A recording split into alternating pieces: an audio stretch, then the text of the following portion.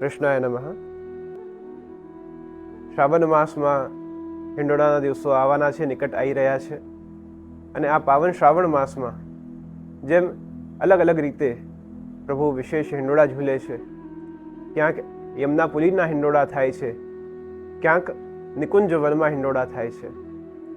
તો આ હિંડોળાના દિવસોમાં 40 દિવસના આ હિંડોળાના દરમિયાન આવો 10 દિવસ શ્રી સ્વામિનીજી, શ્રી ચંદ્રાવલીજી, શ્રી વિશાખાજી અને શ્રી યમુનાજી ચારેય સ્વામિનીજીઓના ભાવથી આપણે સૌ ઠાકોરજીને હિંડોળા ઝુલાવીએ.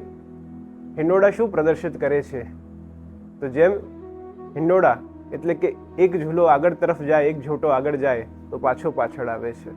તો જીવનની ગતિ પણ એવી જ છે કે ક્યાંક આગળ જાય અને ક્યાંક પાછળ જાય.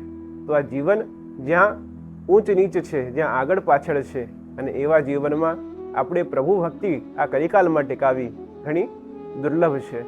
તો આ ભક્તિના માર્ગમાં હિંડોળાના દિવસોમાં પૂર્ણ ભાવ સાથે આ 40 દિવસના હિંડોળા આપણે ઠાકોરજીના ચરણોમાં સમર્પિત કરીએ, પૂર્ણ ભાવથી ઠાકોરજીને લાડ લડાવીએ.